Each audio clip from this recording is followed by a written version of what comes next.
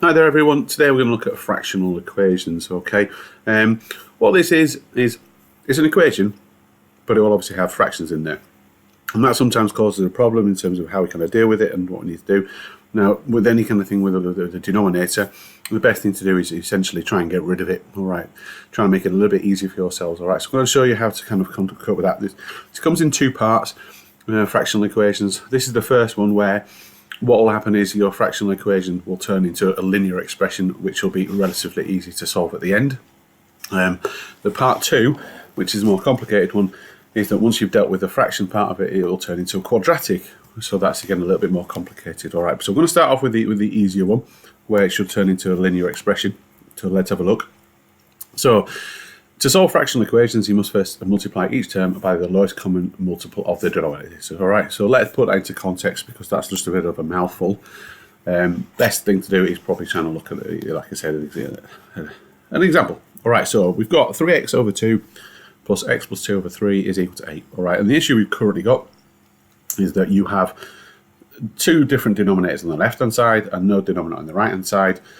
And is how do you deal with it? Okay, so it's suggested at the top that you first multiply each term by the lowest common multiple of the denominators. So that suggests is that we times everything by 6, all right, because our lowest common multiples of 2 and 3 are 6, all right. So let's do that. All right, let's multiply everything by 6, okay.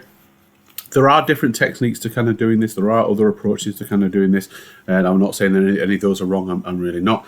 But this is a kind of a way that's kind of pretty much guaranteed to make sure you you get rid of those denominators at the bottom, because what ultimately we're trying to do is by multiplying everything through by 6 is that the 2 will disappear and also the 3 will disappear because it'll get rid of both. Okay, now you can do it in two stages. You can times everything by 2 first, you can times everything by 3 then again, and that gives the same outcome.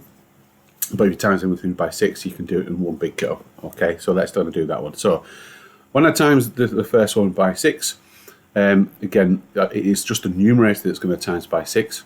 So that's going to give me 18x over 2. When I do the next one, again, remembering we are doing both of these two times by 6. So this is where we introduce the bracket. So it's 6 lots of x plus 2 over 3. And then, of course, we need to times the right side as well.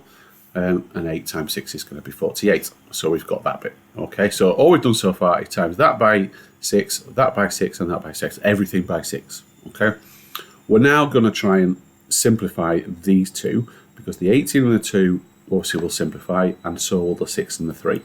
All right, so let's cancel the fractions as they've described here. So 18 divided by 2 is 9. 6 divided by 3 is 2, leaving the bracket x plus 2. And of course, on the right-hand side is still going to be 48. So already looking an awful lot more straightforward. And of course, what we've got now is the denominator has gone. And that's really what we were trying to achieve. Try and get rid of that denominator, all right? So multiplying everything through by 6 is the only way of really achieving getting rid of denominators, okay? Now we can try and sort this all out. So probably the best thing to do is expand this bracket. So 9x plus 2x plus 4, so 2 times x and 2 times the 2, which is here. Then let's just simplify a little bit. So I've got 9x and 2x, which is going to give me 11x plus 4 equals 48. And at this point, it's looking very, a lot more straightforward than when I started.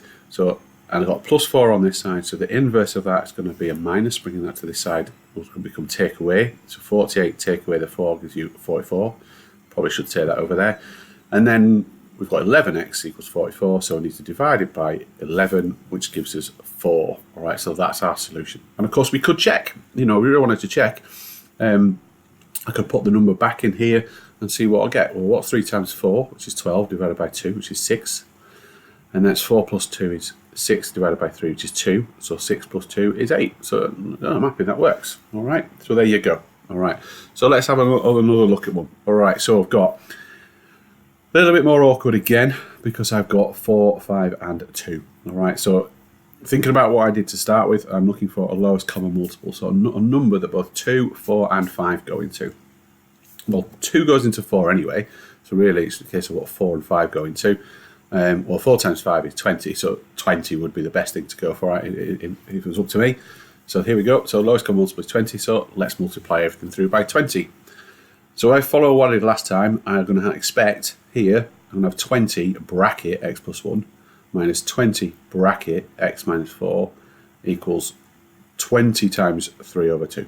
All right, so let's see if that's what we've got. So 20 bracket x plus 1 over 4 minus 20 bracket x minus 4 over 5 equals, well, 20 times 3 is 60 over 2. All right. So once we get to that bit, it's very similar to this one over here. No denominators have gone at this point. It's the next line where the denominators start to go. So looking at the numbers on the outside, so 20 divided by 4 is going to be 5. That's 5x plus 1. 20 divided by 5 is going to be 4. So it's going to be minus 4x minus 4. And then here, well, 60 divided by 2 is 30. All right, so we've got this bit. Right, at this point, we are looking to expand those two single brackets, all right?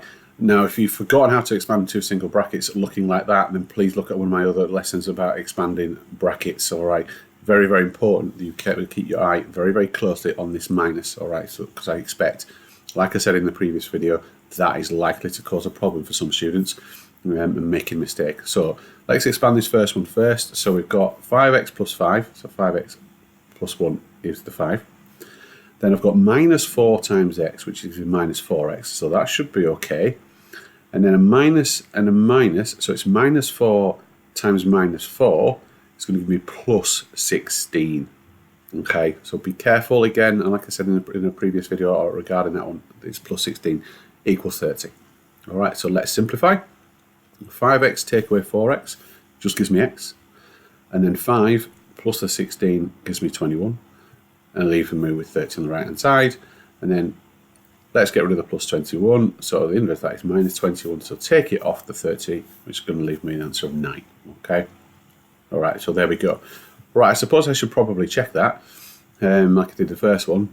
Might be a bit more awkward because I know my answer here is like 1.5, but 9 plus 1 is going to be 10 over 4. All right, so 10 over 4, and when I simplify that, that's 5 over 2. All right, so 5 over 2, which is 2.5. And then I've got 9 minus 4, which is 5 over 5, which is 1. So 2.5 take away 1 is going to be 1.5, which is 3 over 2. All right, so a little pretty awkward. But again, if we follow it through accurately, then there's no reason we should get that answer at the bottom. All right, so just to kind of recap, first step really is about multiplying by a lowest common multiple to get these to the bottom. And then from there, it's about other processes. It's about cancelling numbers out and, of course, then rearranging and expanding brackets, so other skills which you've learned in previous lessons. Okay. Well, if you need practice, and I'm sure it will probably be worthwhile, go to maths-school.co.uk. There is a link at the bottom and get some practice on some questions on there. And, of course, links to this video on there as well. All right. Thanks for listening.